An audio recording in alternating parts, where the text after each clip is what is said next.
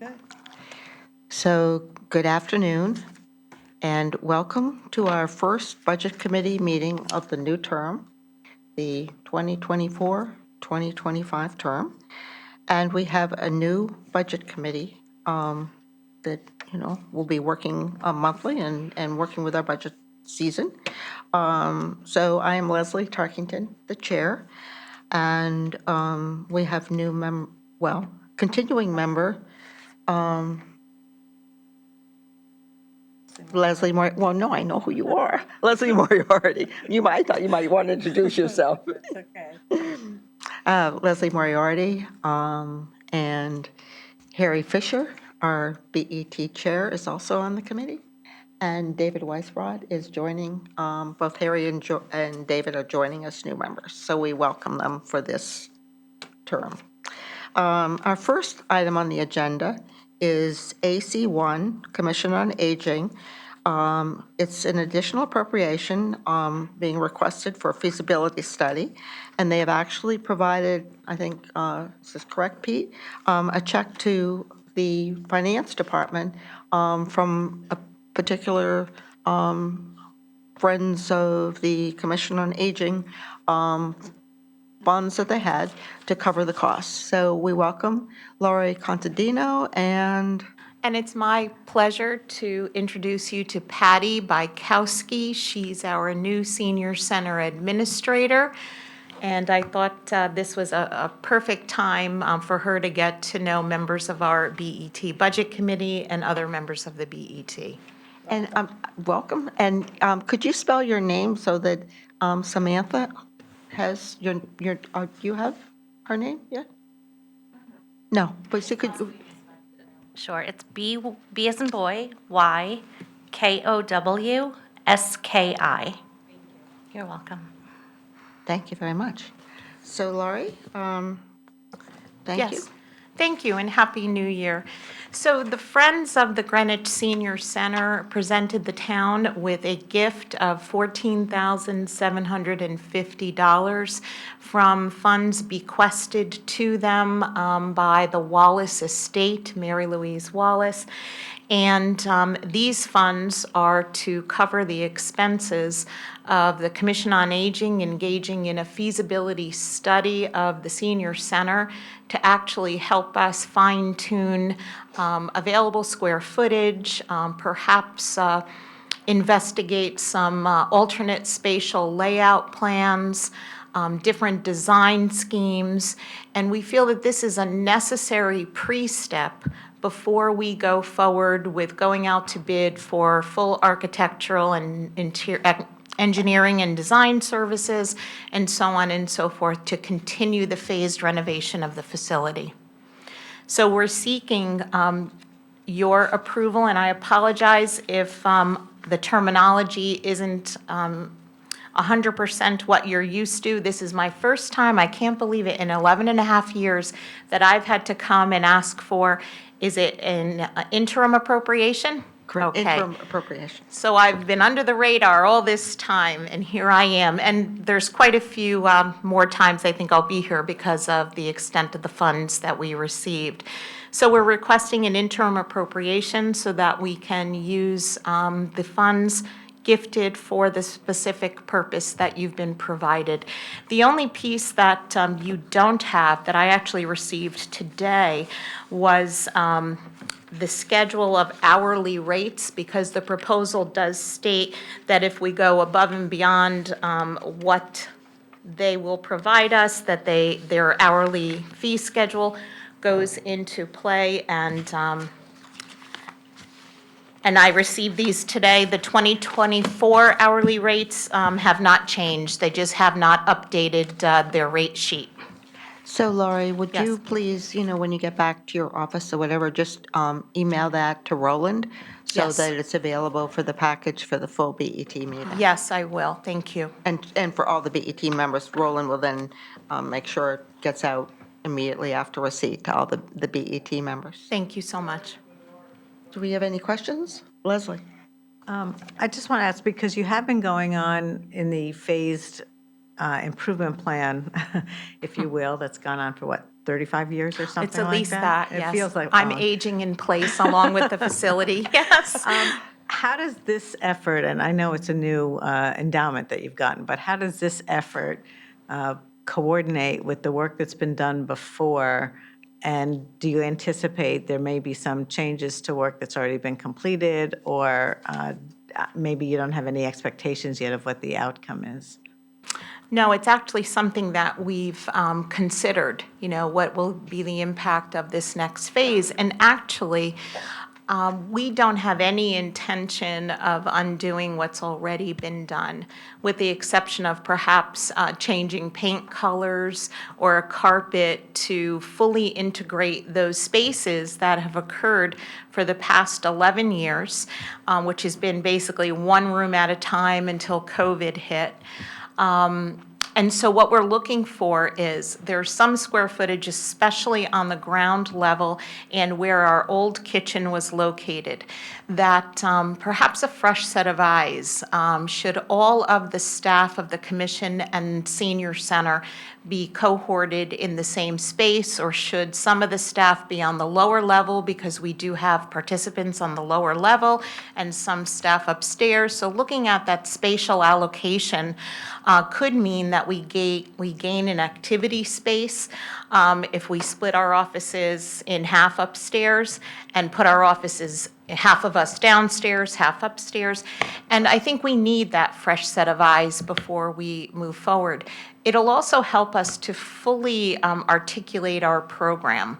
So within this proposal, the architect also will be conducting focus groups, not only with participants, but other groups that come into the center, whether they be our instructors or members of our professional provider network, just to get some insights from various user and participant groups.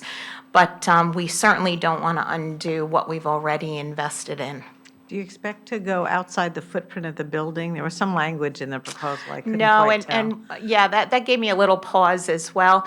What the architect is referring to is there's no covered drop-off for the center. And when he came and did a walkthrough of our site, and you know that our front entry is not that user-friendly because of the small set of stairs, a landing, and another set of stairs, unless you go on that long ramp around the building.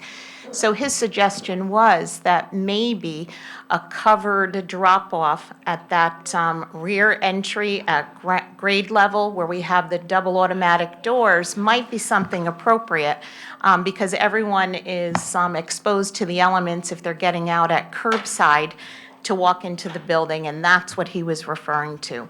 We also discussed the refurbishment of the courtyard, and we do have a written commitment from the Bennett Family Foundation, who were the donors of the original Bennett Family Courtyard at the Senior Center, that when the time is right, they would like to continue to honor the legacy of their family.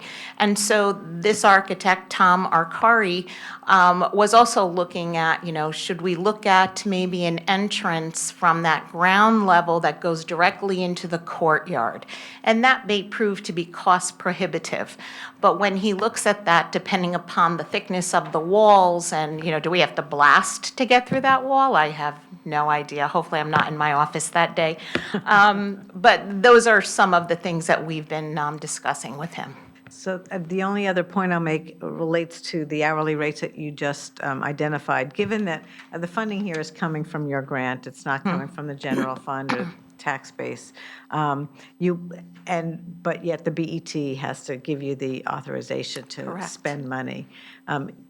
You should consider whether you want to change the amount here. If you think you might go over, you have the authorization to go over without having to get a new approval. If you don't spend the money, you're not spending the money, and Okay. the authorization would lapse. But I don't know how much contingency actually you gave the dollar amount, but if you wanted to build in contingency between now and Monday, I would imagine that if we're approving this, that we would also approve that moving forward. Well, I'll just add here, though, Leslie, as I mentioned before, Finance has received a check for the amount being requested of whatever it is, $14,750. So I think that, to consider what you're talking about, there'd have to be a corresponding check to reflect that also, which is because, remember, it's being funded by this. Right, but could we approve, make an authorization, or if you had a dollar amount that was higher than this, that it's subject to receipt of the check prior to ability to spend the funds? And it would be automatically released upon release of the check. I don't want to put an I impediment. think it's getting complicated, I think if they can submit the check and it's approved by the board or friends, whoever does it, that's one thing. I understand what your issue, but I think it's better to kind of work together and. But and this does go to the RTM, correct? It does. To spend. So Yes, this it's, goes to the it's a significant hurdle, and it adds potentially 2 months, right? So I don't know how far in advance they're going to be aware that they need to go above this amount. It may be worth considering, and certainly we can talk to the chair and finance to see if there's language you might get comfortable with. Right, and I think that Laurie can go back and talk with her board. And then, Yes. this is something that could be considered, as suggested by Leslie between now and a week from Monday. But I think that it's, at this point in time, it's an idea, and it's always worth, Sure. considering ideas. But I think it needs, some better structuring around it. I And so I also think it's would just something need- you can, she's made your Yes, suggestion. and I You- appreciate that. I also would need the approval of the Friends Board, because they would have to release an additional sum, and I don't know how expediently I can get that done either, so. But I appreciate the an thought, yeah. And we do meet every month, so, Yes. it's an opportunity. What is the total grant? Excuse me? What Did is, you ask? sorry? No. What is the David. total grant from the Friends? From the total amount of the bequest, or, yes, so the bequest that we received is 2.5 million. It's restricted funds from the Mary Louise Wallace estate to be used to fund the renovation of the Greenwich Senior Center.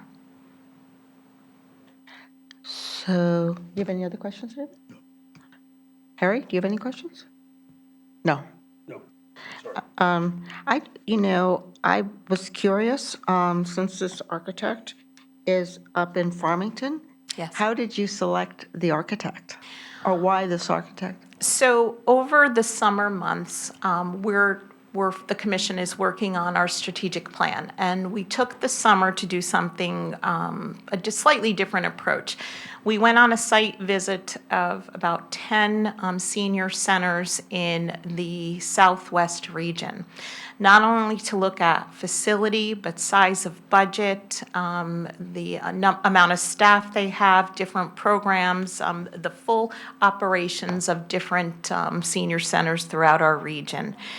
And the Darien Senior Center, because not all of the centers have been revitalized, and some are in school, old school houses and whatnot. But the Darien Senior Center is quite incredible in terms of the design and the spatial layout plan. So upon further conversation, one of their architects was Tom Arcari. His name came up again when we went to Fairfield as someone that they had consulted with. And when we reached out to Tom, we found that he has kind of a niche expertise, which is senior and community centers. He's done over 33 either senior centers or community centers in the state of Connecticut. And he also was fully vetted by the town as a qualified architect to apply for the Eastern Greenwich Civic Center project. So from my understanding, he was second in line for consideration of that project, and we felt confident that going through that vetting process was someone we should consider, as well as his niche expertise in this little arena that we dwell in all the time. And that's what led us to make the decision to go in that direction. Thank you very much. And then one more question. Is Luigi Romano involved in these discussions or anything?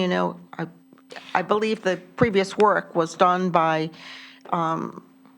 Public Works, and, obviously, so I just wanted to, as you proceed, are you using Luigi's counsel in these discussions also? Oh, absolutely. At the end of the day, regardless of where the funding comes from, it's a town facility. And so we rely heavily on building construction and maintenance. And the synergy will be this time around with this interim step is that Luigi and Steve O'Hurley and Sheil are intimately much more aware of our building, and the architect is going to need that, whether it's whatever existing conditions have been documented.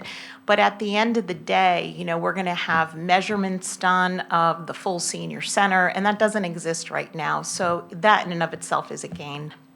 Thank you.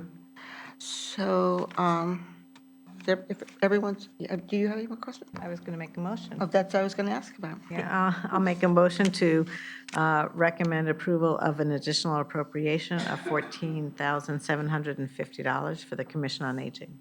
I'll second that. And I'll say routine. So, motion made by Leslie Moriarty, seconded by Harry Fisher, to approve the $14,750 as a routine item. Those in favor? Aye.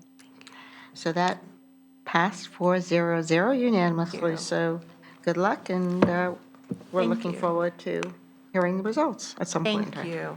And I want to invite everyone, and you're going to get a formal invitation from us to come see our Wallace Cafe. It actually is a point of pride for us and for the town. So look for that invitation to come join us in our new cafe. And just one question, do I come to the BET meeting on Monday? So normally when items are routine, you do not have to attend. Circumstances can change, and the chair can decide to make it non-routine. This is fine. Is So it you okay? don't- Have you had enough of me already? So, okay, thank you so very much. Thank you. So our next item on the agenda is FI7 Finance, and it's $400,000 for the bonding resolution for Parkway School. Now, we've already approved a larger bonding resolution, of which funds were included, and that was approved in December. However, now we need to fine-tune it since at least one of the projects isn't going forward at this point in time. Yeah. Mr. Menarski. Good afternoon. This is a housekeeping issue. As Leslie said, we sent 3.6 over to the RTM last calendar year during the, I think it was the December meeting. The normal process for bond resolutions, and I'll go back to the budget process. If Roland puts together a bond resolution, say for $100 million, and they cut an item out of the bond resolution, it became $95 million. The process is it has to come back to the BET for approval. This happened, not the same way, but this happened here. It was two projects, it was bundled, it was 3.6. The RTM bifurcated this project from the Hamilton Avenue project, so it's a housekeeping. You're approving the bond resolution just for the Parkway School well project, only for $400,000. Any questions? So may I just understand this a bit more? So are we reapproving this, or only like housekeeping, just standing it on its own? You are approving an amended bond resolution. Every bond resolution ends up in the minutes. It's reviewed by Robinson and Cole, and it becomes part of the project, the transcripts that we put together for the bonding each January or some February for the bands. So this is basically, all you're doing is approving a bonding resolution for one project. The Hamilton Avenue School is not being voted on. This was in this bundled in this bond resolution. So it's basically housekeeping. You're approving 400 as opposed to 3.6 that you approved before. Thank you for the additional information, Pete. Are we ready to vote? Can I just clarification, Pete? Basically, the last bond resolution we approved in your Karen, do you have a mic? So Ms. Vassilotis was asking a question, and we're giving her a Just for microphone. clarification, basically, the bond resolution we approved is being withdrawn, and this is being substituted in its place. Correct. Okay, and then last night, the RTM approved a portion of the HVAC of, I think it was 410,000. Are we going to be bonding that now, or are we going to wait? We have until- a next item, Karen. next Can you item. just hold your Okay. question All until right, the next thank item? you. So, There was one more edit to this. If you look at section 5, the track changes, that was the language for the Central Middle School. It's a different department in the state of Connecticut. And Samantha provided in the packet a change from the Administrative Services to the Department of Economic and Community Development. Another edit. I believe that came through this morning, so, Yep. The BET will have the final version. okay, great, thank you. So do I have a motion? I'll make the motion to approve bonding resolution for Parkway School Well Project for $400,000 and to be routine. Second. Motion made by Leslie Moriarty, seconded by Harry Fisher to approve the bonding resolution for $400,000. Those in favor? So that vote is 400. That's unanimous. Now, we have on our agenda FI8, which is a bonding resolution for Hamilton Avenue School for the interim, the front end of the redo of their project. Now, I heard that, again, this is all hearsay, folks. I heard that the RTM approved the $411,000 last evening, but I did not hear whether they approved the bonding resolution. Does anyone have that information? You or Roland? Does anyone else have that information? Jackie said there was no bonding resolution. Jackie said there is no bonding resolution. Right, there was nothing that was approved. I was there last night. There was nothing that was approved for a bond Okay, resolution. so therefore, it wouldn't be appropriate for us to take this item up. Is that correct statement? I mean, we have to wait until they approve some, or what would you what do you recommend, Pete? They don't, as far as I can see, they have no funding source. So, You would okay, have to restart the process and either bond it and forward it in March to the RTM, or take the money from the capital non-recurring, and that would be an action you would have to make. so we'd have to go back, and we'd have to go back and reapprove the $411,000 because our funding source was the bonding. I don't know what the intention of the RTM was. No, but, I mean, I'm talking about the BET. When we approved it, we approved the funding source as a bonding resolution. So if we're not going to have the bonding resolution, is it correct that we would have to go back and reapprove the interim $411,000? I'm asking a question. Is it? Go ahead. I mean, for next Monday, you can approve it now. We can approve the 411 as, and being funded by capital non-recurring. We'll have the sheets for Monday saying that that's the funding source. So why would we, Gone to the why would RTM. we approve it as capital non-recurring and not as we approved it before as bonding resolution, which is the first phase of a larger capital project, which we know eventually, we hope, keep our fingers crossed, the RTM will approve? I don't, again, the reason I said I don't know the intention of the RTM, I don't know if they simply did not want it to be bonded and chose a capital non-recurring. So I believe you need to restart the process because does the 12, you have 5 new members, okay? Right. Does the full BET understand the scope of what you're voting on as far as 411,000? I think it probably needs to be revisited. I mean, Okay, again, so that's a good recommendation.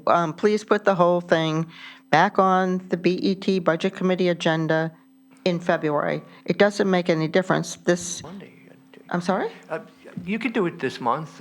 You think we could do it this month? Well, if, Can I, I don't No, know if let it me needs just to go finish. back to the RTM is the trouble I'm having here with the process. No, I don't think we have to, eventually they have to approve a bonding, so they're going to have to approve a funding source. They didn't have a funding source for it. And I am a bit confused about this. We're more confused. We don't know what they approved. Last night, they approved. Karen, Ms. Vassilos, do you have a, Yeah, I mean, last night, all they approved was the 411,000 for the funding of the temporary, to keep the temporary HVAC going. They're going to, there's a committee, or there's a subset of a committee that's looking at and evaluating the costs for geothermal, and they're going to come back with a recommendation to the RTM in March as to whether or not they would consider geothermal versus the traditional HVAC. but in the end, from what you heard last night, and that's my understanding of going to the meeting last month too, they do plan to replace the system. This is just the first step in terms of a larger capital project, whether it is a traditional HVAC system or a thermal well system. This is to keep the current temporary, whatever HVAC is Rental. It's a occurring, the rental rental, system. going until a decision is made as to whether or not they want to fund geothermal or. Correct. Or traditional HVAC. I think that's what I just said, but correct. Harry Fisher. Yeah, the mechanism here is the BET approved 3.2 million, which included the 411. The RTM reduced the 3.2 million to the 411. That's the mechanism of what happened. Correct. So, and, you know, it just gives the Board of Ed or the GPS the funds to maintain the temporary system as previously mentioned. So, Excuse me, David? yeah, so then why wouldn't we, based on this conversation, approve it, do the same thing here as we're doing with Parkway? Approve a 411 bonding resolution for the temporary, for maintaining the temporary heating facility, which we all know we need. So are you moving that we do I would that? move, well, I would make a motion to approve a bonding resolution for Ham Avenue for $411,000. And this funding resolution will be prepared by Mr. Menarski to be delivered to the full BET in, it's a week from Monday, Yes. correct? And I second. And Leslie seconds that. Now, do we have any discussion on this? Yes. Harry? Yeah, I'm not in support of this because we're not financing a long-term capital asset. We're financing the rental of equipment for a temporary problem. So philosophically, I'm opposed to bonding that. I think it just ought to be paid out of the capital non-recurring fund.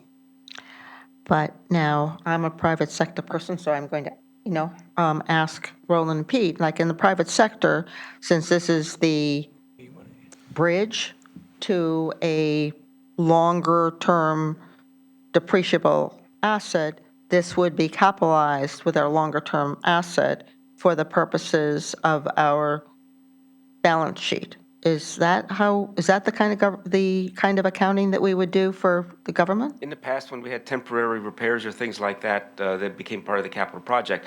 But this bonding resolution, let's say we do bonding resolution, whatever, it still has to go back to the RTM in March, because Right, okay. So, so I will take a vote on that, on motion made by David Weisbrod, seconded by Leslie Moriarty, for a resolution, a bonding resolution for $411,000 to fund the Hamilton Avenue Bridge rental for their longer-term HVAC project, no matter which kind of system. So those in favor? I think we, Aye. Leslie Tarkington, yes. Leslie Moriarty, yes. And Harry Fisher, no. So that motion has passed. 3-1-0.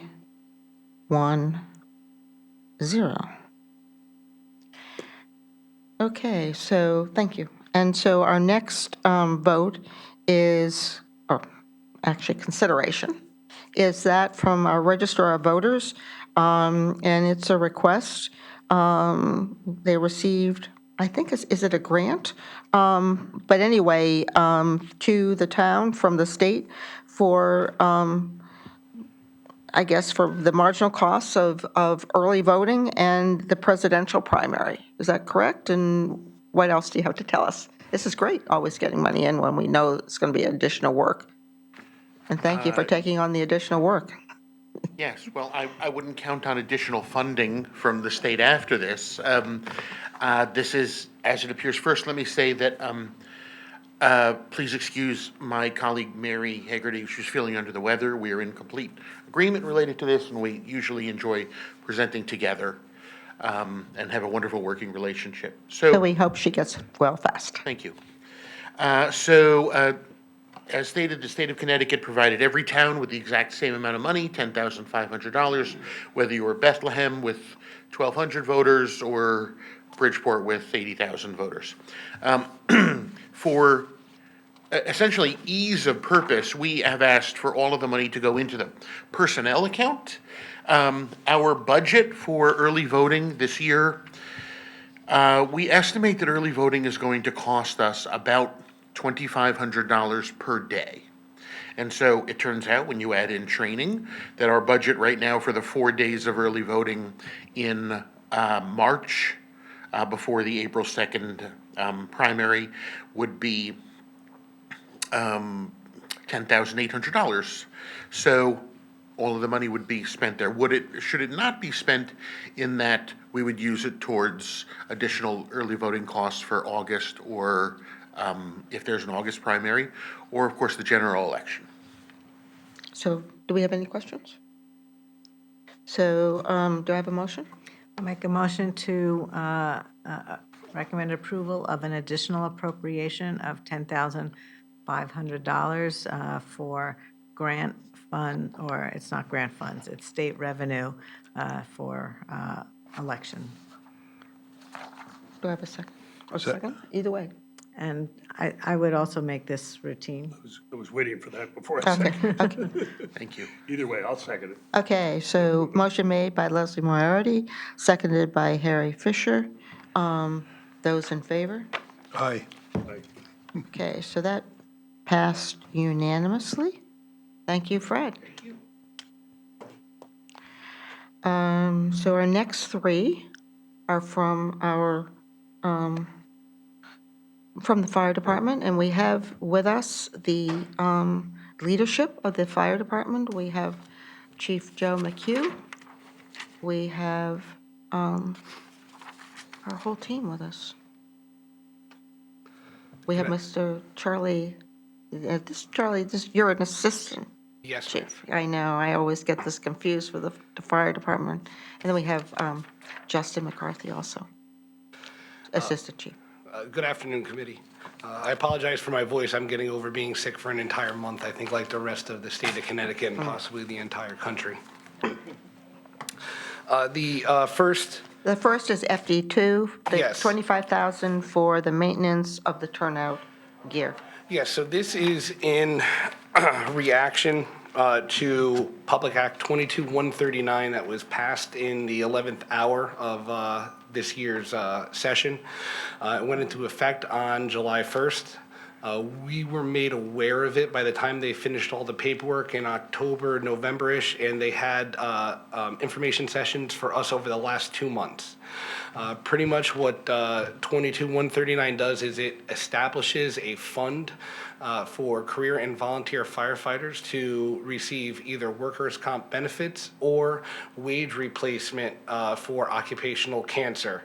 Now, for that to be approved, there is a board that would actually approve this workers' comp or wage replacement, and there's 3 prongs of this that we need to meet. From the fire department side of stuff, we have to make sure that we provide a physical for them every year, and that we provide what's known as advanced cleaning of turnout gear. Currently, we follow the standard NFPA 1581, but what we do is if we see gear that is damaged or torn or looks weird, we send it to a third-party independent service provider. They then make a determination on it, and then they would clean it with that advanced cleaning or do specialized care if it needed to be repaired. This new mandate says that we must do that at least, they recommend twice a year, but at least once a year for every single set of turnout gear in the department. The second part of this prong, and I'll get back to that, the second prong of this is that each municipality will put $10 for every interior firefighter into the fund at the state of Connecticut, which we, at our numbers right now, would be around $3,000 a year. However, in a meeting that we were at last week, the state has no idea how they are going to collect this money from municipalities, tax districts, et cetera. So that is still in the middle of influx. And then the third part is actually on the firefighter. And the firefighter, to be eligible for this, has to have been an interior firefighter with the department for at least 5 years. They have to have been tobacco-free for 15 years. They have to have taken a yearly physical every year, et cetera. So there is different parts of this.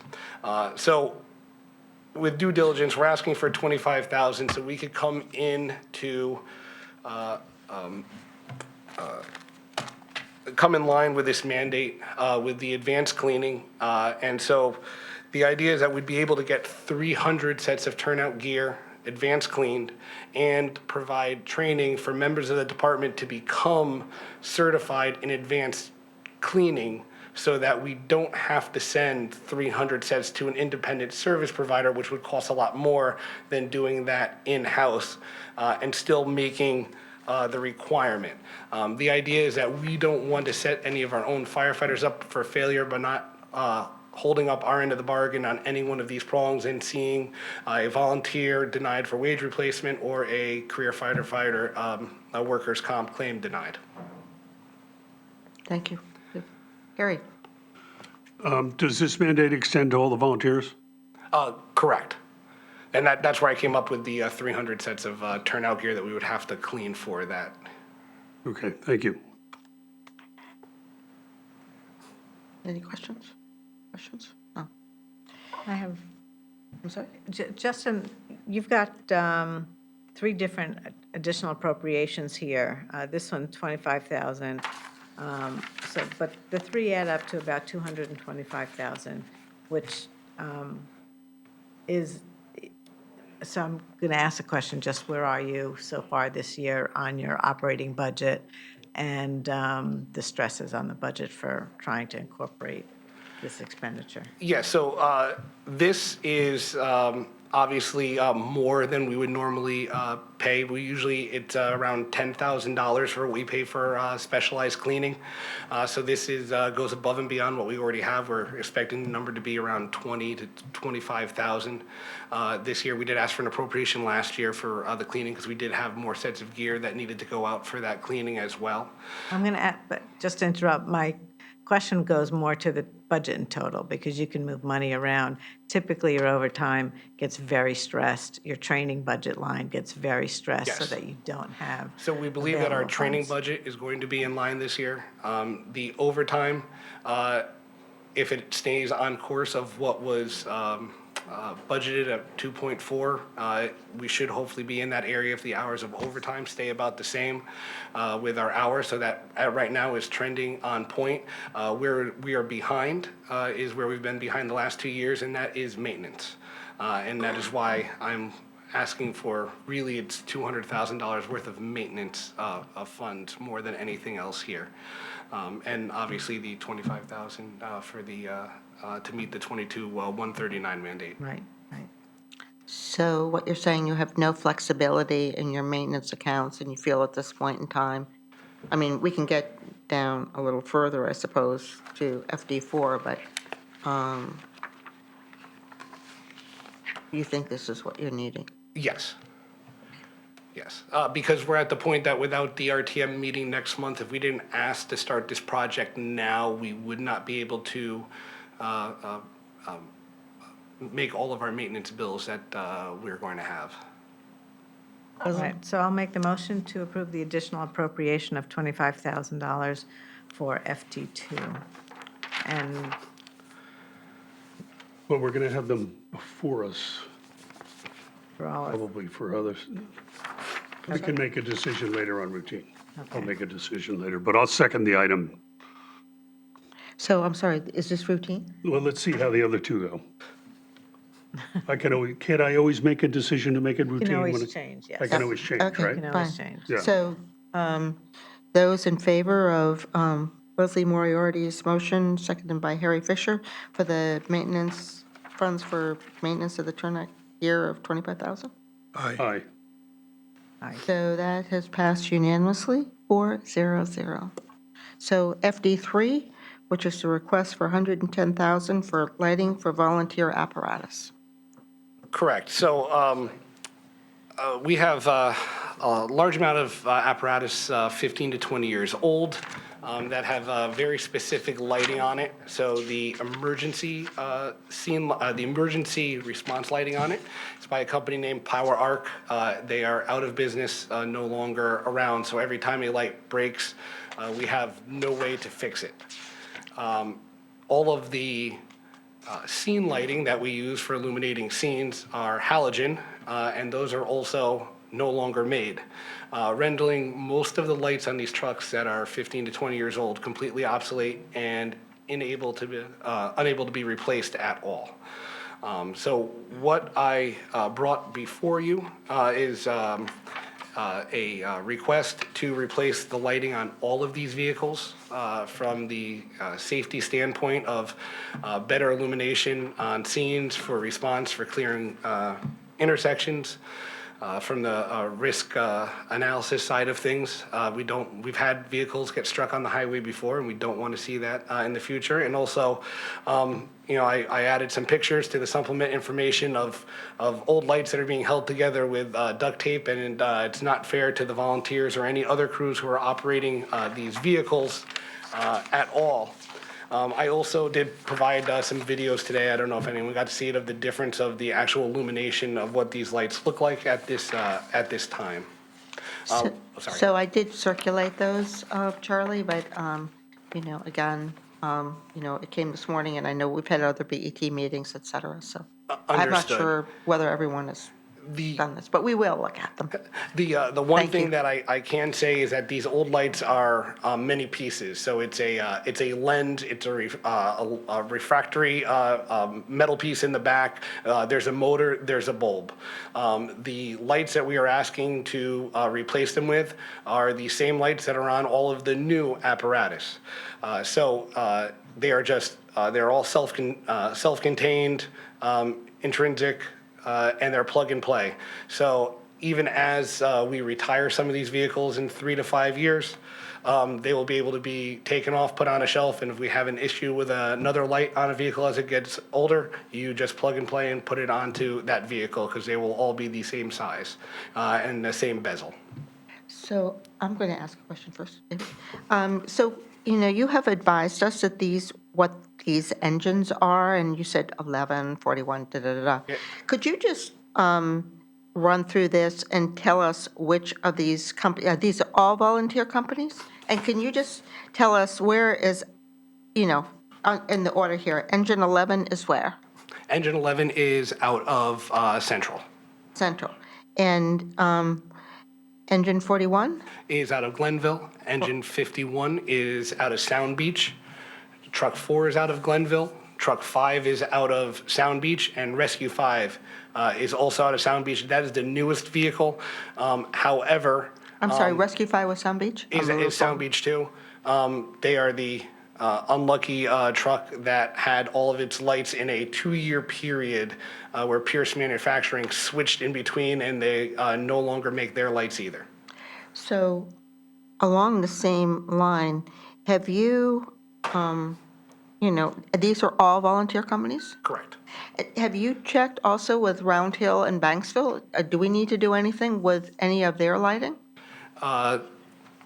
Round Hill, we do not do stuff with the maintenance of their vehicle unless they ask. And Banksville has all their stuff handled by North Castle. So do you think maybe between now, if this is appropriate, Mr. Fisher, between now and the full BET meeting, can you just check with Round Hill and Banksville because I want the same safety in our backcountry as I have in the rest of town. So just to make sure that, Understood. they're in I know order? that Banksville is in the process of receiving a brand-new engine that they purchased 3 years ago, so their lighting on that truck will be fine, and I can definitely check with Round Hill. But as far as I know, I do not believe the Round Hill truck has any, any Power Arc lighting on it. Okay, so if you can just check with both I will. companies and confirm that, whatever it is, that would be great. So, Harry? Just a quick question, because you say engine 11's at Central. What's the status of the Almageron volunteer? I mean, these are supposed to be volunteer trucks. Correct. So what's the status of that volunteer company at Central? They respond when we need them, and that's what we need. So we do have active volunteers in that fire company. Can you speak to how many members? So in regards to your question, and specifically Amagerone, we currently have, we just reduced it to 4 active firefighters in Amagerone, and then there's several social members. But Okay. response-wise, they are very active in that they provide our squad company as well, which does our lighting and air. So they have a very specific role, and they are still very active. Okay, thank you. Any other questions? David? So you mentioned that as you retire the trucks, you can reuse this equipment. Correct. When you order a new truck, could you order it without the lighting and then apply this lighting so that we would save money on new trucks?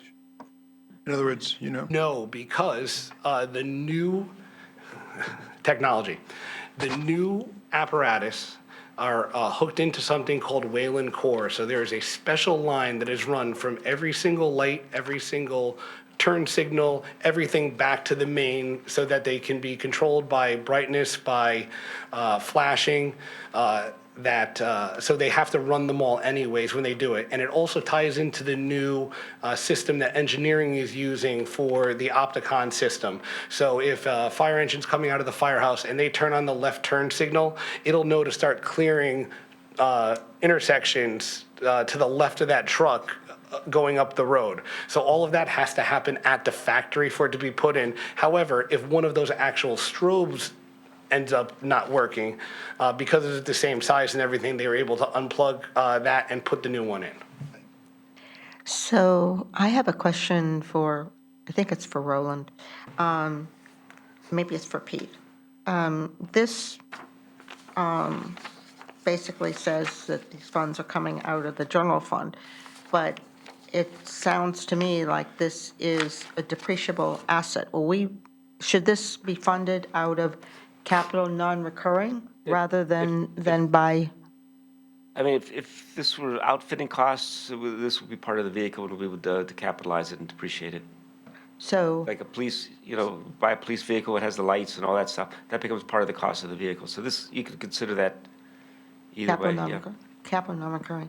So whoever makes the motion, I hope you would consider changing the funding source to putting this in the capital account and funding it with capital non-recurring. Let me ask a follow-up question on that, just from an accounting standpoint, from the way the finance department has to handle this, is there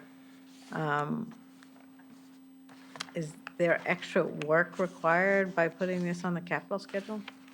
No, it's just aggregated with all the other similar assets like this. This would just be equipment, and it would be combined with all the other equipment and depreciated that way for this fiscal year. And I know our capital non-recurring fund balance is, we're at 3 million, 4 million? We don't have it was 4 million, but I don't know how much Adam's collecting. You have a feel for how much they're returning? Yeah, usually comes later in the 110. We'll have the answer for you offline. Yeah, all right. I'll make the motion to approve the additional appropriation of 110,000 for lights for our fire trucks, and the source should be capital non-recurring. I second that. Okay, Ms. Moriarty made a motion, seconded by Mr. Fisher, for the $110,000 appropriation to be funded by capital non-recurring. Those in favor? That's a 400 unanimous vote. And I'm going to let the chair decide whether the fire department attends. Our BET meeting has been changed, though, to Monday, the 29th, not this coming Monday, but the Monday after. Well, since I thought Mr. Fisher decided he wanted to go and do everything at the end. At the end, he's deciding. Okay. Just, So, See how the next one goes. so now we have FD4, and it's a request for $76,000 for maintenance and custodial supplies. Yes. So first, I'll make my pitch in the coming budget. I have requested to true these lines so that I don't have to come back. The last 2 years, this is my third year in a row coming for an appropriation for maintenance. And with the cost of how things have went up, even though a lot of it is on state pricing, we have found that we have enough money to carry some of our NFPA required testing that has to be done for stuff, but not to actually maintain if there's anything actually broken on a lot of this equipment. So the first line is the 205-54-200 maintenance of machinery. We're requesting $20,000 more. This is mostly for SCBA repair, self-contained breathing apparatus. They have to be flow tested per the NFPA every year. And we've already spent $35,000 on this. We've broken it up to try our best to stay within parameters by using this account and the 355 small equipment account for new parts for them. And then we also have about 75 hazardous materials meters that need to be continuously upgraded and tested. And so we still have more stuff out funding. That's where we came up with the fact that we believe that we're going to be about $20,000 to finish out that account for the rest of the fiscal year, as we're only halfway there. Cleaning services is trash and pest control. This is just underfunded based on, and I don't know where it was cut last year, but it's just how much it costs. We pay the third party to do both of those items for us. The custodial and housekeeping supplies, we're asking for more. It has run over the last couple of years just on the price of keeping 7 stations up and running, including the increasing amount of cleaning supplies needed post-COVID. So we're looking for a little more on that. However, we're also working to try to find an end around for better pricing, as not having the ability to use Amazon right now is actually causing some higher prices than we'd like to see. So we are definitely taking a deeper dive into how much we are paying for a lot of our supplies at this point and how to go around that. So I'm going to interrupt here. Not having the ability to use Amazon, this just isn't allowed by the purchasing department? Is that the idea? We lost the ability last year, I believe, and we're in the process of trying to figure out a workaround. Thank you. Sorry to interrupt. The next line is the $4,000 in maintenance of general purpose. This is for the lawn care and plowing of Station 8 and the training center. Once again, I had asked for an appropriation for it last year too. I don't have an answer on why it is not done by the town of Greenwich and why we have a third party who does it. I'm sorry, Station 8 is North Street? Correct. So the town of Greenwich doesn't do No, we this? pay a outside company to come in and mow the lawn there and do the plowing. Thank you. That might be a good question for someone to ask in our budget hearings. The next line, maintenance of building supplies, that is in the negative for wastewater removal at Station 8. We had to do some more repair to the exhaust removal systems, and we're having some NFPA 72 repair requirements for the alarm systems. We Ask BCNM, there's a facilitator's guide or a faculty guide that says that as a department, we're in charge of all the alarm systems and everything in the buildings. So when all of those detectors hit their 10-year mark or stop working, we have to take that out of our account to have a third party come in this case, security specialists come in and replace all of those. Last year, if you remember, I asked for money for smoke detectors. This year, it is CO detectors that we are being hit with, among other issues as well. And then the maintenance of machinery, 54,200 and 207, that's $5,000 to make sure that we get our required air compressor testing completed at all of the stations, because if we don't have it, the systems lock themselves out per our standard.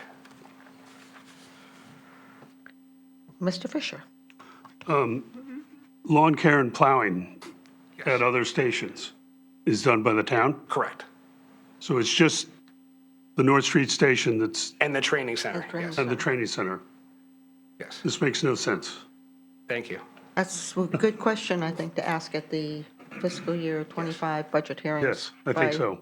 Those who plow. Is this normally Parks and Rec or DPW? I couldn't answer. No, you don't know at the other stations, but you can find out in the next few Well, days. it'd be those are Parks the- and Rec would do the lawn. Would do the lawn, yes. But Who does the sometimes they, plowing could be either. no, some, Yeah, it's all DPW does the DPW? plowing. Okay. Yeah. No, sometimes Parks and Rec plows too. They have trucks, they use They their have trucks trucks. that do plowing, but I Right. think that's mainly for schools and parks. So, in my due diligence of trying to conserve funds, I have asked about, having the town service our saws because we have a Parks and Rec department and they can't take that on because they're already the burden. So we have to go to a third party, which does cost more in maintenance. And then certain things like our pest control, the town contract is for $225 every single time they come.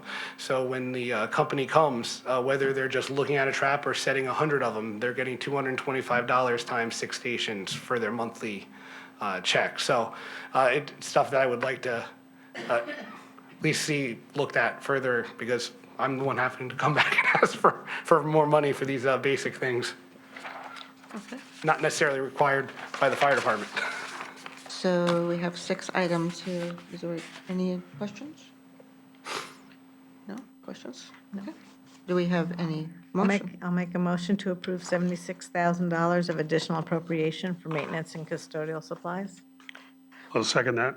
So motion made by Leslie Moriarty, seconded by Harry Fisher for $76,000 for the maintenance and custodian supplies. Those in favor? 4. That vote is unanimous. It's 4-0-0. So now, Leslie, could this I is the just end. interrupt for a sec? I'm prepared to make this routine. So all three will be routine on the full BET agenda on the 29th. Appreciate So, that, sir. so question for my colleagues here, because we always identify this, take a vote. Do we need to take any additional votes on these, all 3 of them being routine? Are you satisfied if we just note that each one of these is routine with our original vote? You're okay with that too, Yep, Harry? that's Okay, fine. great. So these all 3 are routine items. Thank you for your time. So, thank you very much. Can I ask one more question, though, before you leave, Charlie? So, when you talked about the maintenance of machinery tools and, what you were talking about, are these expenses inclusive of all of the career and volunteer companies in these firehouses? Correct. Okay. And then, are you checking to make sure that we don't need to support our other 2 volunteer companies in any way to make sure that these are the right numbers or that, I know you say they're separate, but Right. somehow they're providing the same service and we do want to make sure that there's no issues here. Correct. And Round Hill and Banksville provide line items for those amounts that they handle on their own at this time. So we provide them the money and they use whatever company they want for repair or stuff. But one of the things we are looking at with the First Selectman's office is standardizing all of the equipment and tools used by the Greenwich Fire Department, because from the risk standpoint, we should know everything that's being used in the town of Greenwich, and it should all be standardized. So that's one thing that we're Right, looking at. and so if we can help with snow plowing or anything else to help these stations cost, I mean, you talk about inflation, they're experiencing that too, and our budgets aren't going up in the same amount, but we are supplementing the fire department, as you've asked us today, for the $211,000. So, I'm just concerned, and I guess maybe I should be speaking to you, Justin, but just to make sure that you're here, so you hear us, but just make sure that we're fully addressing, or if you need to supplement any conversation that they have with us when we look at their budgets for the, fiscal year '25. Yeah, so- Any kind of input would be helpful. You don't have to respond. No, I'm happy to, though. So just so that you're aware, we've met with the chiefs of every volunteer company, including Banksville and Round Hill, during our budget preparations. Well,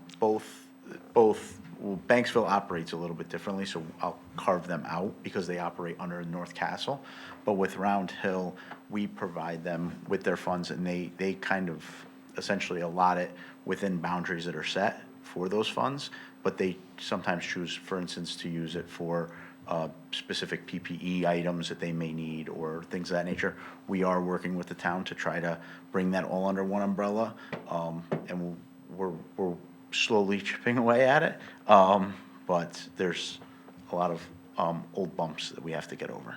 Okay, great. No, I mean, and then when you exclude Banksville, I mean, I've been there, multiple times when Banksville has shown up. So, in backcountry Greenwich. So it's critical, to me, it's just critically important that, that we take care of everyone in town with our fire departments, one way or another. I understand it can't be the same, but Yeah, I think thank it's also you. important to just bring up that Banksville has about 100% response rate into town when we request them. So it is important for us to keep them in mind. Thank you both very much. Which is Station 8 again? North Street. North Street. Great, thank you very much.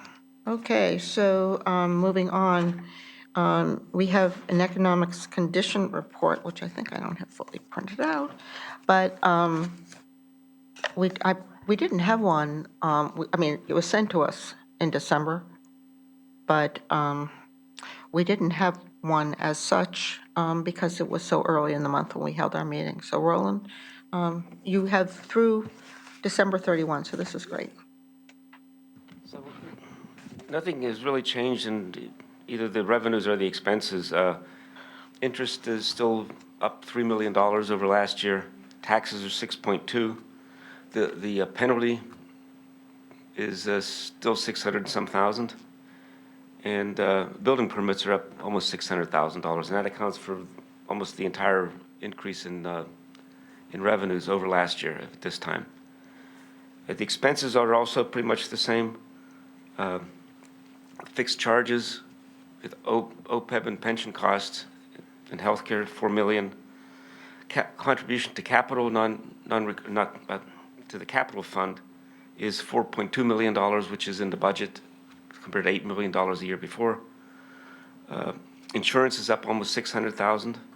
Overtime is $600,000. And the Board of Education bus service is up $1.7 million, but that is just a timing issue. If you remember, when the school started last year, there was a problem with the bus service, and they were withholding payments, which finally got caught up by the end of the year. So at some point, we'll catch up on the bus service, and that's pretty much it. That hasn't changed from one month to the next very much. Okay, that's the summary. Does anyone, Harry? Yeah, I'll just make a note that having read this, and I was part of the police department presentation with David and yesterday, and I spoke to the chief about the overtime, and they do not necessarily, this is indicative of the fact that they're at full staff. So they don't have the salary savings from not being at full staff. They don't expect to exceed overtime for the fiscal year. So that's a positive news, even though it's up. Great, thank you for the The only other additional. note is on Nathaniel Witherall. They were withholding a lot of invoices last year at this time, between holding back healthcare and outside therapy. And they're paying more currently now. So that's a difference there. It's not that we're way ahead in spending through December, but it's just they were withholding invoices last year. Leslie? Looking at the detail, but Nathaniel Witherell is also below budget for, or below the prior year in revenue. And is that a timing? Yeah, if you note, we don't get their revenues until later in the month. So it should be a note on there, I apologize if it's not there, that says it doesn't include December revenue. Okay. And then the other thing on revenue, does the excess cost for special education from the state, do we get that later in the year that it's not showing up I on think here it now? comes 2 or 3 times a year, right? I looked at that yesterday. No, it's $1.8 million in the budget. It comes later in the second half of the fiscal year. All of it comes in the second half. Yeah, I think it's either 2 or 3 pieces. I think it might be 75% around March. It's not consistent, but the only thing that's consistent, it comes later in the year. Yeah, and I mean, it doesn't show up in prior year, so it's clearly it was a 0, because otherwise it would be on the mark. But, that's a big number that we typically look at. Okay, thanks. Any questions? Any other questions? So I'd just like to add here, which I do frequently at these meetings, I think, again, December was early, but looking at the Bureau of Labor Statistics CPI for our own specific area, the New York, Westchester, this whole area, the latest numbers were released on January 11th. The most recent month was up 0.1% on a one-month basis, and the CPI inflation rate was up 2.9% year over year. So just, what we're seeing is that the inflation, like in the country, is moving down for our own area. So thank you, Roland, very much. And now we have with us Commissioner Amy Siebert and our Deputy Commissioner Jim Michael to talk about Public Works, Open Capital. And in particular, we were interested because in our fiscal year budget process that starts next Tuesday evening, and then follows with the department meetings beginning a week later, one full week later. We will be obviously looking, one of the things we'll be looking at is the ARPA funds and, making sure that we're going to meet the deadlines, et cetera, but also the reverse of that. To make sure that if there are cost overruns and we have excess someplace else, that it's also, we have time to get the approvals done so that we can cover any cost overruns with any other overages. And we know one particular project will now become available to, use at that point in time. And, in our budget process, we'll be looking at that. And that we've also had a cost overrun at the library, which we've also funded. In that case, I believe we funded it out of the interest that was available. So, it's really, looking at this to get our process started so we can start thinking about it. We have a shortened cycle, so thank you. Okay, so do you want us to just start talking about the ARPA projects then? Is that what I'm gathering? That would be great. Okay. I mean, if you have anything else to add thereafter, but I think it's really, Gotcha. that's our key focus at this Sure. point in time, Amy. Sure. What? Did we get a printout on this? We got, yesterday from Roland, we got just the large open capital, which will have all her projects in there. Right, Thank you, sir. and then you can go to the, Oh, yeah, I remember seeing this email. Thanks. I actually printed a copy. Thank you, Roland. right, and then you can go to the last page, I think, pretty much for the ARPA projects. So we can quickly run you down the ARPA projects, and actually, we do have some questions for you about how to manage the funding in those projects, and so to speak, across the projects.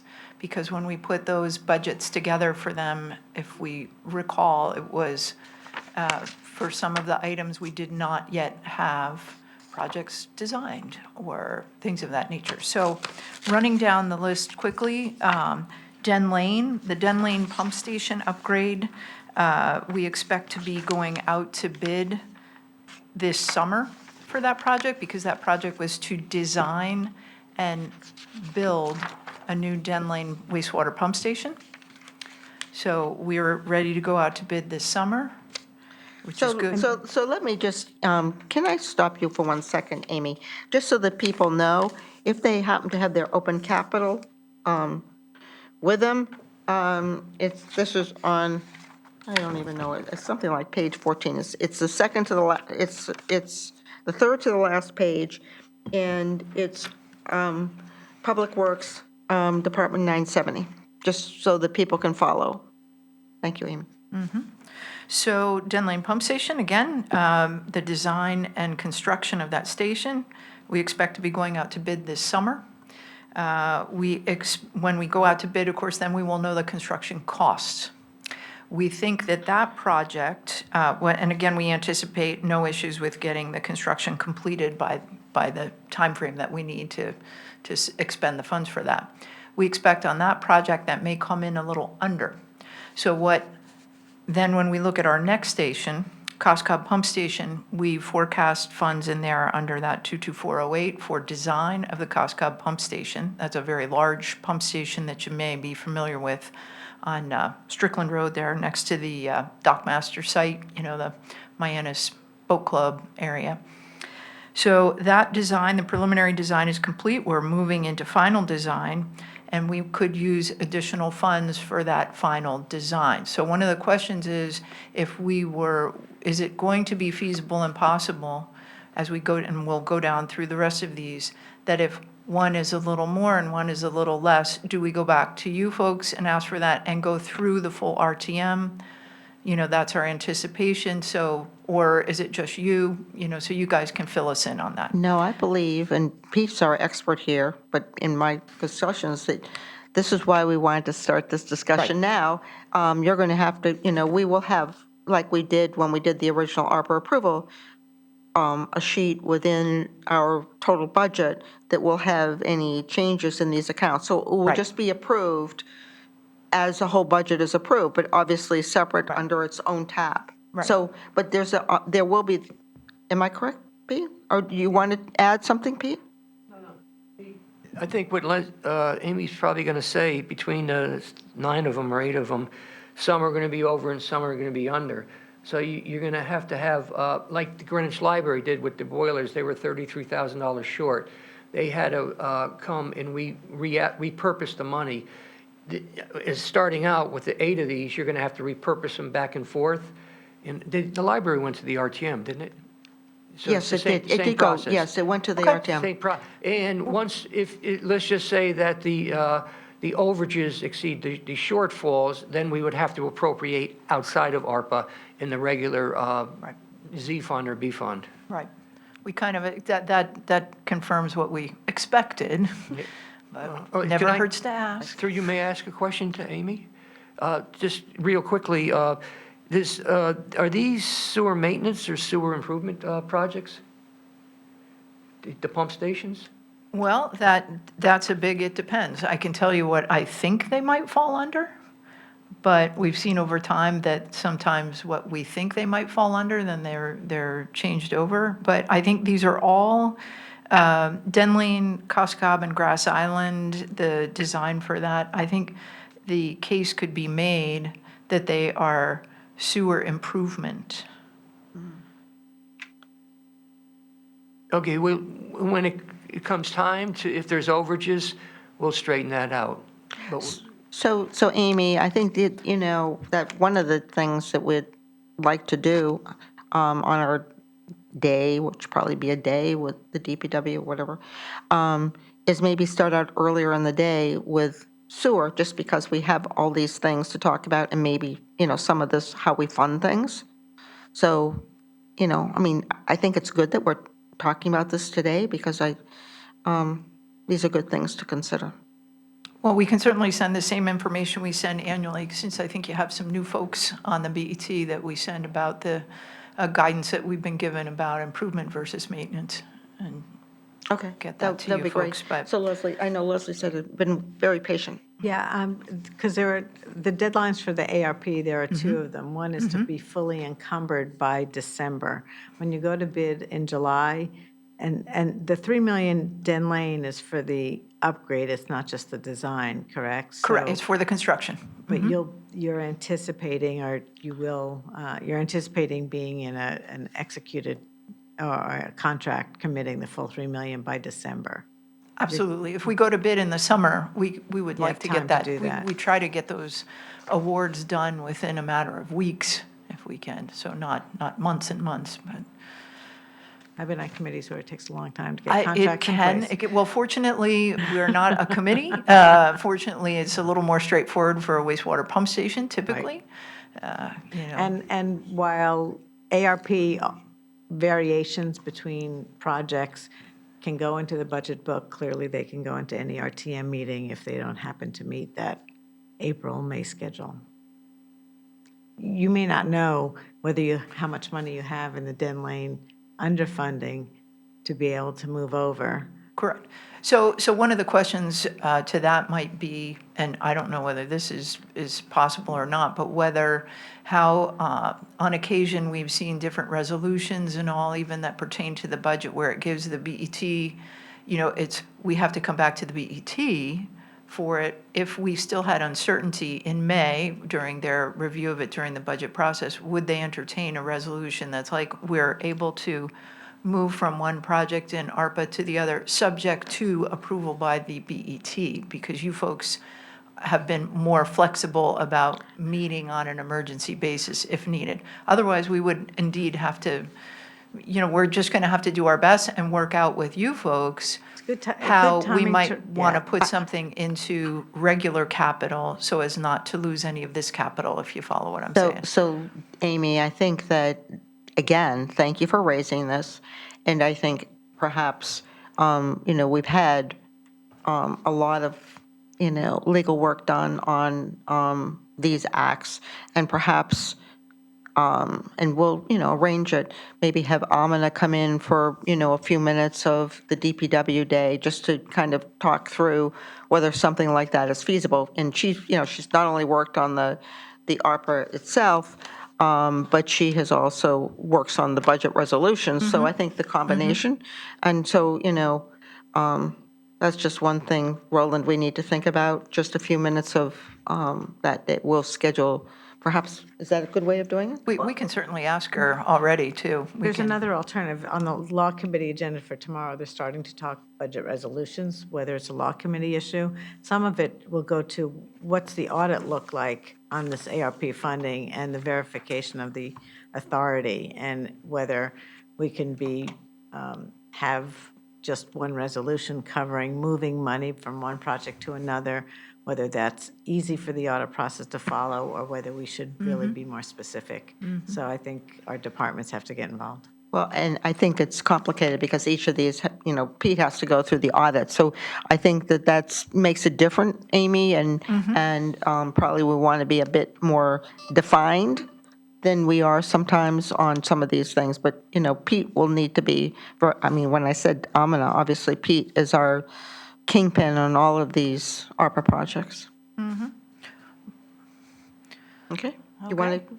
So I can give you the status on the rest of them if you like. I think that would be helpful. COSCOB, as I said, our preliminary design is complete. We're working on the final design. The Grass Island project, it's really sort of two design projects fall under there. So we have the HVAC upgrade design work underway.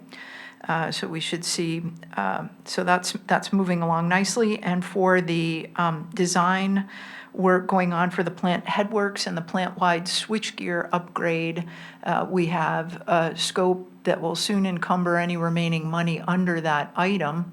And then there will be more funds needed for that project. That's a significant project to upgrade the headworks, the main switchgear, which is basically where all the electrical comes in that feeds every other piece of equipment in the plant, all needs to be updated. It's all old.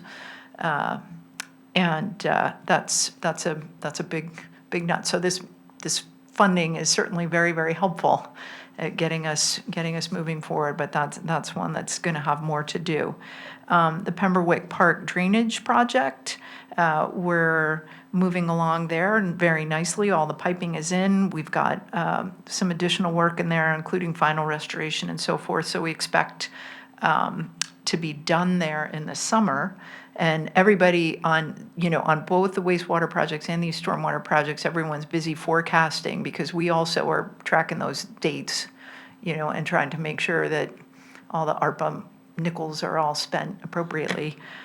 So we're busy forecasting that one. The Byram River levee maintenance, we've got a variety of proposals and awards under review right now to get things started, get them encumbered, because there's plenty of work to do on that. So we expect that to go pretty readily over 2024, 5, and 6. Harding Road drainage, we're going to be using some more funds to complete that project. So we think that's going to be wiped out here pretty quick. And Valley Road at Windsor Lane, we've got money encumbered up for piping and paving work. We may have a little bit left in there that may help us with, again, our ones where we need some more money, like Cos Cob and Grass Island, in that situation. So everything's moving along nicely. Greenwich High School remediation will be off of there. The encumbrance there will be getting paid out, getting all that removed. So that one will be off the list. So that's an easy one. Harry? A question on Pembroke Park. Are you far enough into the project to know that this is going to alleviate the majority of the problems? Or we've had some heavy rains, not to the extent of 5 inches, obviously, but we've had some rain events. And I know that someone read in the paper that there was some monitoring during the events. Do we know that this is going to do it, or are we going to need more work in the future to alleviate those problems? So a couple of things to remember about that area. That area is a floodplain, and the predominant flooding source of floodwater there is the Byram River itself. So there certainly is that stream that comes down through that wooded area, down through underneath Pemberwick Park there, and out to the Byram River. And while we have made improvements to that area to make it more robust and hopefully give it some more, I'll call it carrying capacity, as it were, you can still have a situation where if the Byram River is full, water, if you think about it, water can't get out. So so it's going to be, certainly an improvement, but we have to be careful as engineers to say that we've really cured anything and everything. One of the things that a couple other things you see, all of us need to help manage our stream banks properly. That doesn't mean we're out there doing, we're not out there putting our leaves on them, throwing our wood piles on them, putting things in there that float and block things. So there's certainly monitoring that goes on in there. But when you look at it on a map, it's a pretty good size area. So when you get heavy flash flooding type conditions, y'all may see it even in miniature in your own yard or driveway if you don't live on a stream, right?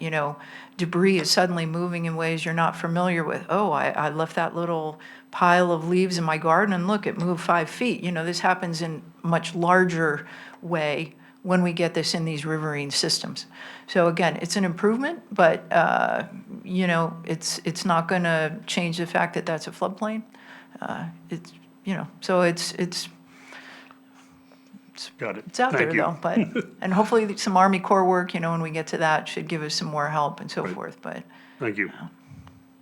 Any more questions? Harry, any more questions? Now, I guess not. did So, you have questions on other projects for us or any If you other? want to, speak to any other project, but I think that this was really the key. I mean, we talked about doing more. This wasn't meant to do pressure, it was really to help us as we begin to look at our fiscal year '25, whole process. Leslie, you look like you have some questions. It's just to set the stage, right? In general, when we talk about capital, we talk about, one, the amount of money we're spending, but the issue always comes up about the capacity to execute the projects. And so an understanding of what's ongoing and how both the project planning flows through your department is helpful. There are quite a number of projects, within the department, and to gauge that you're making progress as you need to on many of these things. The second question that always comes up is the funding, and so that's maybe a simple chart, but between LOTSIP and LOSIP and the grant funding, what we've collected, what we haven't collected, and if you can update us on that information during budget as well, that would be helpful. Last year we went through and looked at which projects were still ongoing. I count there are 5 bridge projects here. There are 2 CMAQ projects. There's a Glenville corridor. So there's some big projects still out there, I think, that we'll want to be, actually Glenville corridor improvements is mostly unspent because you Right, so we're waiting on Jim can speak more eloquently to that one. We've been dealing with a rebid process for that for some time here. I think we've gone back out to bid a couple times on this, and each time the bids are not getting any better. And we've really tried to downgrade the scope of the project in the past and try to meet the number that we've been told that we don't want to go above. But we're getting to a point where we're not sure that we're going to be able to do that project with that number. So we may have to have a conversation of, is that number need to change? Or do we just not do this project, period, and take it off the list? We are trying to work with DOT and Federal Highway to find out, is there any additional funding that they can provide our way? And so that's where we're at right now, is negotiating with them to try and. Sounds like it should be a conversation. Clearly, traffic in that area has been a big topic, the parking and some of those unsafe intersections, so. We'd like to do it, and certainly we'd like to do it, but we understand. Project that is a priority to us, but How much above, it's the 3 million target you were trying to hit, how much above are your bids coming in? $1 million or a little bit more. Okay, significant difference. It's not a small money. That's what we said, just what Mr. Fisher said. We went, oof. That was just That the was our right- reaction in the room when That was a very when we good- opened all the bids. And, Yeah. Good. multiple times, so. So I just wanted to, add one thing to what Leslie is saying here. When you look at the number of projects that are, open at this point in time for the Public Works, I think it's like 63 projects in addition to the 8, which we've just talked about being funded by the ARPA. And they total about $39 million in encumbered and available budget. So, clearly, in terms of moving ahead and getting the work done, that will be part of the conversation as we consider the new projects too. Right, well, we can give you a little preview if you want right now. I mean, when we have certainly that many numbers, but I think if we look at them in terms of projects, the project number is lower. For example, we have multiple accounts for various projects. So certain bridges have multiple accounts, right? Certain building projects and building construction and maintenance, Eastern Greenwich Civic Center has a couple of different accounts. So you have to kind of go back, you can go back and group some of these account codes to one project. Eastern Greenwich Civic Center is moving along well. We're hopeful to see that get opened this coming summer. So that would be a positive thing that will then let us, start closing things out. Again, you guys hear it from us all the time. We have retainage that we then have to hold for a year-long period, so we can't just, close an account number right away when we're finished necessarily. Hamel Rink has several items, and I think if you've been following that at all, that's gone through multiple meetings and iterations and, lots of outreach, lots of back and forth. The public process and input process is lengthy. So we're looking at, we appreciate having those funds together so that hopefully when we can get everyone to agree on a direction, we can move that one further along and close more of them up. So there's work on that. And you're right, that accounts for 6 of your line items of Right, the 60. right, and some of them are, at least one is conditioned, they're conditioned, so we're waiting to see when we can move that forward. We have, Wescom has a couple lines, we have a few lines in here where we're dealing with the state, where we've finished some projects, what is it, Jim, it's like Davis Avenue and a couple others where we're waiting on some state review processes where they work directly with the contractor to make sure that certain targets and things that are required by them are met. And then when those things are done, we're able to sort out the ending point and being able to close those projects on our end. So we have a few of those. Another thing, many of our projects that we go out to bid on, we do hold a 1-year retainage. So from the completion of construction, we hold back a certain percentage of the overall project so that we make sure that with kind of like a 1-year guarantee, right? So that's what it is. So oftentimes those projects will stay open with very little activity for a year after the construction's complete. So just as a reminder. Yeah, and we did go through this ourselves with everyone. We have a few small projects here and there, or I shouldn't necessarily call them small, but a few items here and there that we always try to get them to close. Sometimes we sit before you guys and we're like, we got it closed, and you got the report the day before and we got it closed like the next day, So we've got things like that. Everybody's scrambling to get that done. And I'm just, if you have questions on any particular ones, a couple of things like today in chatting with our Luigi Romano in Building Construction and Maintenance, there are certain items that still have been like long lead time items. So he's like, oh, we're finally getting that piece of equipment, we're getting the invoice, but it took a long time to get it, So, okay, things like that have happened. It's still a bit uneven. Procurement is still kind of really interesting out there, particularly in the wastewater world. Super long lead time on equipment. Certain things still for Luigi in the BC&M world. Some things have gotten back to normal, but some things are just, excuse me, taking a long time. He was filling me in on an air handler for this building. The manufacturer went out of business. We had to change horses. Went to the new horse. Took a long time to get it fabricated and built. But, it's going to come in and we're getting that stuff closed out. So we think we're in a pretty good place, really. Can I ask one question? Like Grass Island, we talked about it during ARP, but you have, 3 other projects that are not in the ARP funding. Correct. And they're all distinct projects as far as your approach to the facility, is that right? Or So there are several things in sewer. For example, there are 4 accounts for pump station rehab that are all being lumped together for a project that's going to bid this February for the infamous Bellhaven, Club Road, Hilltop, and Central pump stations.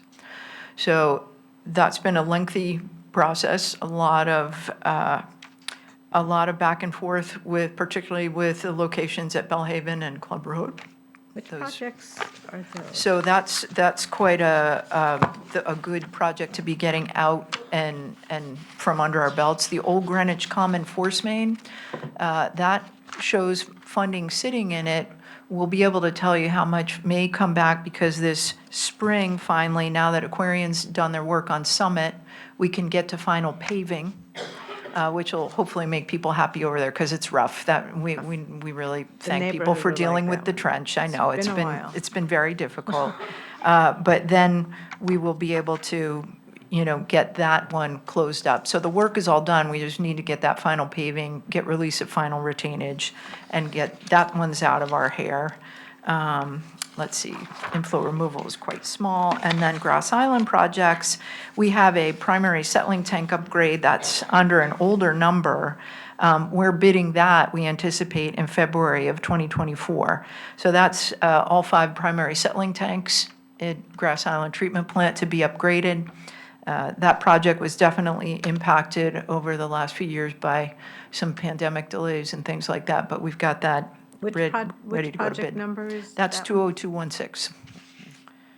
The estimated construction costs, we're a little leery on that one. We're a little worried because construction costs being kind of what Jim was alluding to, we're interested to see how the bids come in.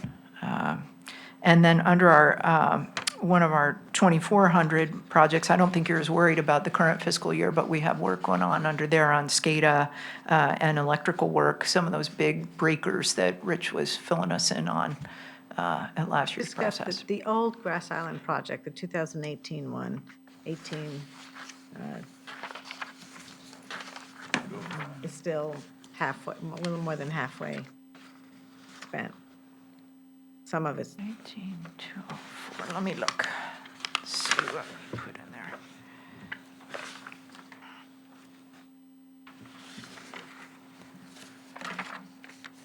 And is that okay? Yeah, I didn't go back to the CIP sheet to see what it was. Oh, yeah. It would help if I turned my own sheets over. Here it is. Yes, that is the project where we've got design going on. That project started out as a resiliency project, flood vulnerability resiliency project, among other things, for Grass Island. We have design started on some resiliency work for that and some concrete and structural repairs, because it was our asset management project for Grass Island. So we've got two things going on underneath it, so that should be gone pretty quickly here. So, are you okay now? Sure. More questions? No, only because we got this information yesterday. I did put it into a form where I'm grouping projects together. I'll have to step back a little bit to think. Yeah. What I think the key challenges might be for you, and I haven't seen your new capital Right. plan. So unfortunately, we'll have this conversation a little bit. That's fine. again And, in you know, February. we were looking, there's an old grit system account in there that we expect to be paid out in March of '24 and be closed. There's a SCADA improvement project that's old that is going to be closed out here this month or February. So there's a couple of these that should start to disappear. Now, March isn't going to disappear in time for us to be meeting you guys in February, but we've got a bunch of these, some of these to close up. What can be tough, right, we've had those discussions in past years about how some of them are B funds, so we can't return we can't like close them partially or return anything to the line until we're completely done. So, And, part of what I'm looking for in the capital conversation is to understand your planning, right? You've got objectives on traffic, on safety issues, on other infrastructure projects, but, where are you in, what does that planning look like? Where these projects fit into that? How do you're going to keep adjusting your plan as you go forward, but how do projects end up on the list, some of the criteria? So just to kind of raise the conversation up a little bit of a level to figure out how you get to the projects that are there, how they're meeting what you see the needs are, and mesh with what other departments are seeing, coming to you for, because you're implementing some of the things that other people are asking for.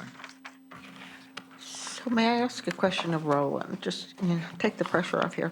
Roland, maybe mine didn't print out right, and I printed it. Maybe I do need one of your copies, because what I didn't see in the one I received was the sewer maintenance fund withdrawal.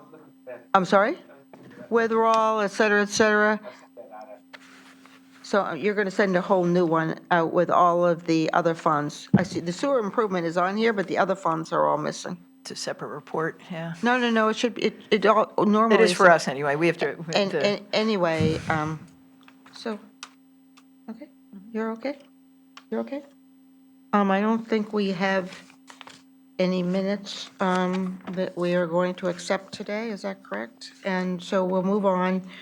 And I'd just like, no real chair's report as such, except to say that we're going to be kicking off the fiscal year '25 budget process a week from today, and it starts with the First Selectman's presentation of his budget, the superintendent of schools and the chair of the BOE's presentation of their budget, and then the public hearing.